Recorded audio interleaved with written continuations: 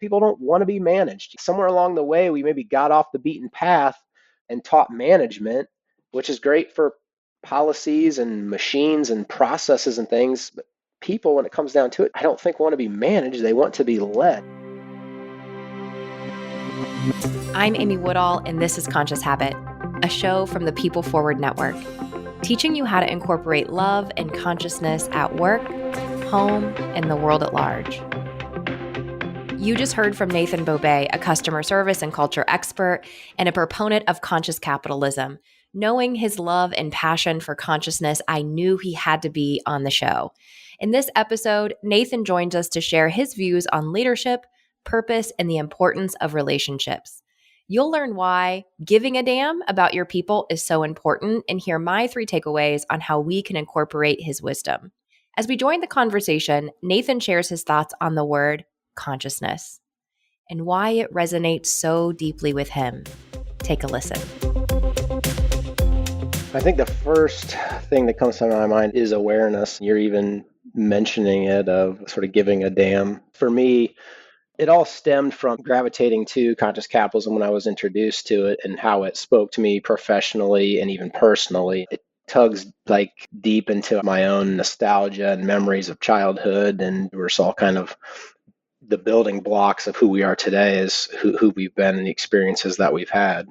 Can we start off with conscious capitalism? Just can you give me like the Cliff's Notes version of what is it? It's a better way of doing business. Basically, founder of Whole Foods and professor of business named Raj Sisodia, he paired up with John Mackey from Whole Foods, and they co-wrote a book called Conscious Capitalism because they both had the same vision of what business needed to be. Capitalism has been good. If you look at all the data points of eliminating poverty, helping people live longer through medical advances and innovation, growing education, literacy, that sort of thing. Yet over time, it got a bad rap because of greed and crony capitalism and just all the bad sides that we see from it. And so they basically were like, hey, we kind of need to reframe it. And they came up with conscious capitalism, basically, better way of doing business when capitalism is done well. And it's done with a stakeholder model where you create wins for everybody involved, then it works very good. Very free market, taking everybody into account, though, in the process, rejecting trade-off view of business that you have to have winners and losers. Again, looking out for all stakeholders in the transaction, the value stream. I feel like when things come to us, we are the right place at the right time, because you could have gotten this book 20 years ago and you may have been like, it's pretty good, but I don't really know what to do with it. So where were you in your career that it was right place, right time for it to resonate? Good thought. So I was in my first managerial role and leading a small team. And probably the other key factor is probably just the place in life, I think. You say career, but I would also go to place in life because I'm thinking back to this was 2014. Been married about 8 years by that point in time, have one kid, a second on the way. I think becoming a parent and becoming a father changes your view and the leadership role aspect. And then again, my dad is a key piece of this because I saw my dad damaged by his career, and I never wanted that for myself. Like all the bad stuff that the book Conscious Capitalism would talk about, he had to live. He had to live the layoffs and the hit the numbers aspect and just being treated like a number in a lot of the jobs that he was in. And his goal was just to get to retirement. I didn't want that. So I think I was probably seeking a lot of that for myself. And then I saw good things about it within the company that I was working for. A lot of the good stuff was happening. So professionally, I could see it happening, and now it's just put a name on it. And I was looking to unlock more of it within my own company. And then advice I got from coworkers and people that I trusted was, hey, this is bigger than the company we work for. You need to do something more with this within Indianapolis. What do you feel like that impact has been? Can you share a little bit about what conscious capitalism is doing here in the city and the ripple effect that you've been able to see? Very much relational. So for me, I think what I've seen is it's built a lot of relationships in the community. You have a shared goal. So whether I go to a conscious capitalism conference in Chicago, like I did originally the first 2 years, or we attend or hold an event in Indianapolis, it brings like-minded people together. And if you think about building blocks of relationships, the foundation is trust and common ground.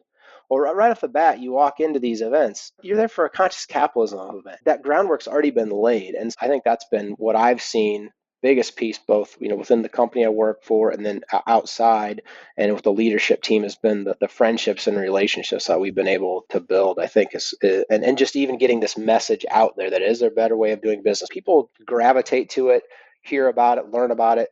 It's fun to see their passion ignited. It's fun to see them realize that, wow, I didn't realize this even existed. I'm going to go read more. I'm going to go do more. And so I think that's been the biggest thing. I think the second thing to point out too is it also puts an accountability on you. You can't preach this stuff. And I work with really great people, and a lot of times the leader creates the culture. In my view, it's always been leadership dictates the culture. I also see, though, within the people that I work with, they are the representation of the culture, and I have to be a good representative of them. And then that they then hold me accountable. So I'd rather brag about them here than brag about myself. I'm now a reflection of them and need to, clear paths for them, because they're basically challenging us to, hey, make our service better. We're better than this. We're a better company than this. Let's be, good for the community, good for the people that we work with, good with the partnerships that we have.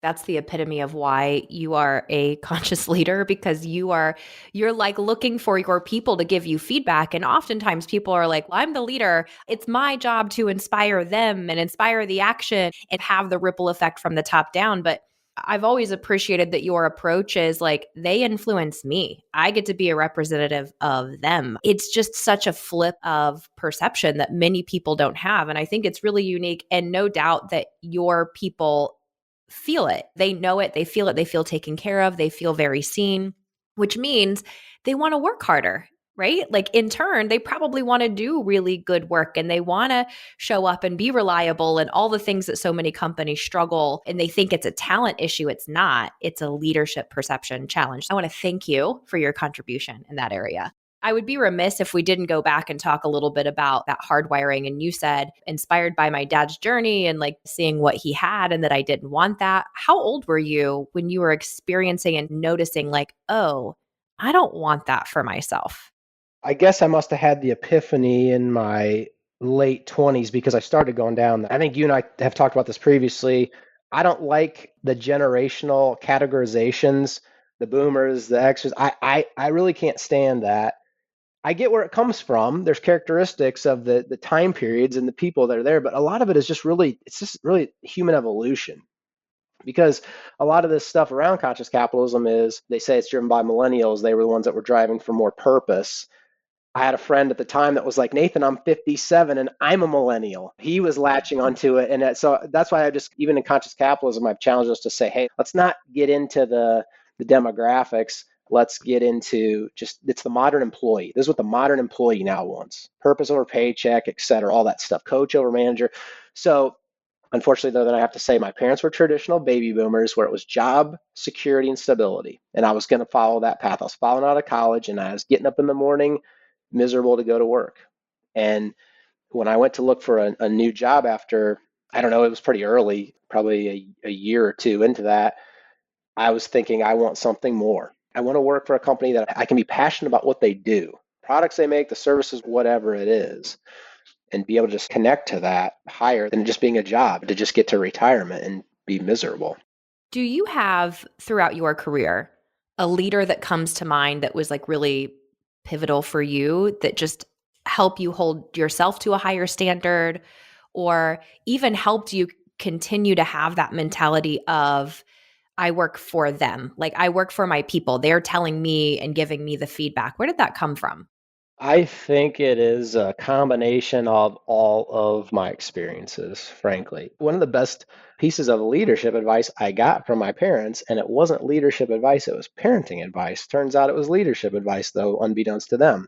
They basically always said, hey, when you become a parent, you keep the good stuff from us and replace the bad. And that's leadership advice, too. You take bits and pieces from everybody that you've worked with. And I think that's what I've done. I've been lucky. I've been lucky to work with some awesome leaders in my career at several of the organizations, every organization I've been a part of, and even thinking back to teachers I had, professors I had, little league coaches, for crying out loud, I even think back on. And that stuff all matters. And so I think I sort of think it's a buildup of all of it, maybe, and trying to take the good stuff from all of them and replace the bad as negative, but it's more just like update the stuff that you didn't like, or update it for the modern times or whatever, I guess is probably a better way to look at it. I'm going to have to tell my children that tonight. I feel like it lets me off the hook a little bit. Hey, there's some good stuff here. But you know what, as you get older. Yeah, and we're always taught that in leadership, you probably have one style. You have to adjust though to each person that you lead. Just like your kids aren't all the same, so you have to adjust to who they are, and so you're gonna make mistakes. And I can think through probably stuff that I didn't like about my parents was them just doing their thing that they thought was best, not maybe not adjusting to me. And again, that's just life. But the adversity is okay too. You talk about owning your stuff. That's part of the struggle. It's okay. You build character from that. None of us get to the better version of ourselves by having it easy. I can tell you that. It is the challenges that we face that tend to like sharpen us along the way. And as a parent, which is one of the greatest leadership jobs we will ever have, I think it's so important that we don't protect our kids from those things. Like we want to wrap them in bubble wrap and make their lives easy, but we're robbing them from being more conscious humans on the planet when we do that. You and I had a conversation kind of leading up to this recording. We were talking a little bit about love in the workplace. And to the average person who hears that, they're going to hear it and be like, what are they smoking? What kind of woo woo off the wall stuff are they talking about? When it comes to love in the workplace, tell me what that means to you. It came from conscious capitalism. There are four tenets in conscious capitalism: higher purpose, stakeholder integration, conscious leadership, conscious culture, and environment. And when they talk about conscious culture and environment, they talk about the different characteristics of the culture. And they basically say, why can't you love and care about the people that you work with? Yeah, at the time when I was really getting into conscious capitalism, that woo woo stuff was what was actually hooking me, which is why it's fun to talk to you, because you and I bounce back and forth between the different leadership characteristics of masculine and feminine, because we both have these qualities, and it's pendulum swinging back and forth, knocking against each other. That was one where I was like, yeah, like we need to go maybe more of this feminine leadership route and bring love and care into the workplace a little more, because it just made sense. You're friends with the people that you work with. You spend all this time with them. You really do love them, and it makes for a better workplace, and that's okay. But it's just not something that I know historically is taught in management schools. One of the guys that I saw speak at that first conference in 2015, his name's Bob Chapman from a company called Barry William Miller. He tells a story about basically, I took management classes at a management school, learned to be a manager. What I ended up doing, I manage people, and people don't want to be managed. Somewhere along the way, we maybe got off the beaten path and taught management, which is great for policies and machines and processes and things. But people, when it comes down to it, I don't think want to be managed. They want to be led. When people hear love, they think complacency, like, oh, I care for you deeply. I have great empathy and compassion for you. And so, therefore, it's fine. You can just be mediocre. I'm not going to hold you to task. And in truth, I think love can actually allow us to hold people more accountable and for people to be willing to be held accountable because they know we have their best interest in mind. And so we can keep egos out of it. Can you elaborate on that and maybe how you've experienced it as a leader? You don't want to fire people that you love, or is love too soft, where it just becomes, yeah, you don't hold them accountable, or you're too easy on them. We also talk about tough love in life all the time too. Like sometimes that happens. And again, it comes back to that leadership aspect of how's the person going to respond. Some people do need tough love. Some people need soft love, and you'll get more out of them, or helps them be more accountable. Again, if you're friends with somebody and they're messing up, like sometimes you come to them, or a friend, a family member, many times we come with tough love. Hey, I love you, and this isn't working out. This is not going well. I'm trying to point this out to you. Sometimes it's when there's not love that you don't have those conversations with people. You just shrug it off. You let it go. To me, it's the difference of conditional and unconditional love. And man, is that a practice, right? There's never been a time, I just did a talk about this last week, and I was talking about the importance of unconditional love and how easy it is to give to our kids. Because there's never been a time that my kids did something where I doubted their lovability. I maybe have doubted whether I liked them in that moment or not, but never that I like wholly love them. I've never questioned that. But we do that so often, A, for ourselves all the time. Like we are constantly like questioning how whether we deserve that love or not. But B, for other people. And in loving your team, it is unconditional, which means I can hold you to task because you're not going to be like, well, I love you, so I'm not going to hold you accountable. So I think both, right, elevates the human. And sometimes, and maybe you've experienced this too, Nathan, have you experienced a time where the most loving thing is to part ways with that person on your team? Fortunately not. I haven't had to run into that yet. Because again, I'm working with awesome people. And what you're making me think of is one of my lessons out of the military that I took from one of those leaders. He was our platoon leader, and so he's a second lieutenant. He said, have each other's backs. And that always resonated with me. And I've carried that into the workplace. And so we repeat that a lot of times, have each other's backs. Well, that is the love and care part, because if you feel like people have your back, then you don't want to let them down, and hopefully they're not going to let you down. And then if they do, you can have a conversation about it. How does that tell me how that manifests, have each other's back? If I'm on your team, how do we see and experience that day to day? So I work in the customer service industry, and I also have a military background. Those two worlds, believe it or not, are very similar, because you got to show up to answer the phones just like you got to show up for formation in the military. It's not 15 minutes here, 15 minutes there. So you got to be reliable. You got to be accountable. That's having people's backs, that you're there, that you're online, that you're available, whether you're working remote or you're in the office together. It's credibility. It's one of our company values, doing what you say you're going to do. And if you don't, you are either personally responsible for not getting it done and following up, or accountability is the opposite side of that from the other person, able to then hold you, to task that, hey, when are you going to get this done, kind of thing. That's the way I see it. Then it morphs itself into, hey, I'm sick, I'm not going to get this done, can somebody step in? Or unfortunately, we've had personal challenges happen with people that you got to be there for them for certain things. Like, it's all things inside and out of the office. Something else that I love to hear and talk to people about is this idea of ego. And I'll tell you my own definition of ego, Nathan, is like the voice in the head that tries to convince us we're better than or worse than. And in my decade of working in organizations, I have seen leaders who lead with ego, and I have seen leaders who understand how to put their ego on the side and put their people first. Now, your people first mentality sounds, hey, you really work to set ego aside. However, I think it's a journey. So there may have been times in your earlier years where you've had to work through your own ego and own ego talk. Would love to just chat a little bit about what that has looked like for you. To understand that from me is to understand a little bit about my personality.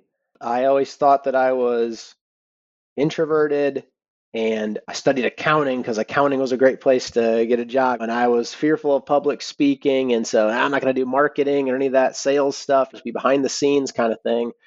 Funny enough, though, I get into accounting, and now you're the enemy in the business, whether you're the external auditor or you're the internal finance person managing people's budgets. So guess what you have to do? You got to talk to them. You got to build relationships. Luckily for me, I seem to have a natural knack at doing that in a genuine, authentic fashion because it's fun.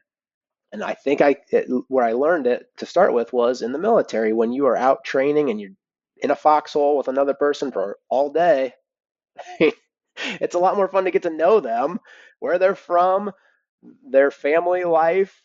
Tell me about your girlfriend, tell me about your wife, tell me about your kids, where'd you go to school, where are you from, etc. And just build off of that, building the relationship stuff. And then that mattered being an accountant and having to go to someone's office and ask them for documents, or go to somebody and talk to them about their budget. And they got trinkets in their office, they got pictures, they like sports. So I just figured out ways that it would work for me to build relationships. And again, not in the superficial way where you can see it a mile away, but just like genuinely interested, because it's just a lot more fun if you know each other when you're working together, kind of thing. Oh, and then I figured out Myers-Briggs thing too, and I'm just barely over the introversion line. I think that was actually helpful for me too. It's like, okay, so I confirmed I am an introvert, but not that much. And all that really means is that at the beginning of the day, I need to have peace and quiet and build up the energy, and the same thing at the end of the night, to let it out, because then during the day I just want to unleash it. I want to unleash the passion, have this, like what we're having here, this conversation that just comes off real natural because we know each other. Good on you for challenging what you thought was your comfort zone, because I do think, hell, that's where ego shows up most, is when we're trying to do something that's uncomfortable and ego is, nope, we can't do this. We don't talk to people. We don't like, and it convinces us that other people are the problem, or that we just need to stay where we are and we need to stay tethered to that comfort zone. So good on you for moving beyond that. I do think that radical self-awareness and self-understanding and challenging self is so helpful. Now, leadership. In this podcast, I am interviewing leaders and thought leaders who I, again, give a damn and think about consciousness. But you are a leader by title, but you're also a leader by mindset, which to me trumps all of it. For anybody who ends up hearing this podcast, whether they are an aspiring leader or they just have a leader's mindset, but they don't actually manage a team, what recommendation would you give to them of, here are some behaviors or here are some mindsets of super effective conscious leaders? You have a couple that come to mind? The first one is everything that you can learn about the importance of listening. The best way to show people that you care is by listening. All the analogies about having two ears and one mouth for a reason. Read everything about that. Find out all that kind of stuff. That truly is. The eye contact, showing people that you're listening, that you hear them, a good handshake, a fist bump, a hug, that kind of stuff goes a long way. I've had team members that have gone through webinars or online trainings for influencing without authority. There's a ton of work and research around that. And so I think, again, you start with the listening piece and building the relationships with people that you're working with. If your credibility is there, you get your work done and you show that you're reliable and someone they can count on. Those are leadership traits. You end up being a leader within a team that way, or whatever that you're trying to do, project manage things along. People will respond to that.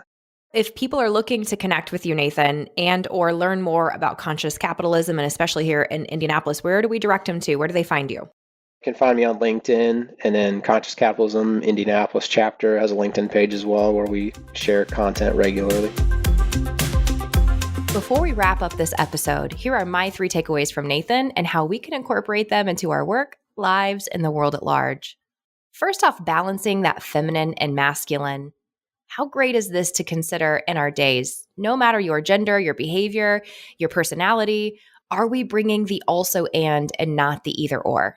What if we could bring great love and great accountability? What if we could bring great empathy and very high expectations? I think that we bring the magic when we bring the also and not the either or. Next, keep the good, replace the bad. I love this wisdom from Nathan's dad. I think it allows us to focus on what we can control, focus on the good, what we focus on expands. I think it allows us some grace for ourselves and others, because if we're being honest, every person we interact with is just doing the absolute best that they know how to do in that moment. And then lastly, his take on being a servant leader. I love how Nathan talked about, it's my job to basically serve my people. How can I help them? How can I provide an environment where they can be their best? And whether you're a leader by title or by mentality, this is such a gift we could give to people we interact with on the daily. What if we made things more about others than ourselves? The ripple effect that we could have on people's lives. Thanks for listening to Conscious Habit, a show from the People Forward Network. If you have questions for me or our guest, head on over to Facebook. We have a Conscious Habit community. We would love for you to join us and continue the conversation. Until next time, do the world a favor and go love yourself.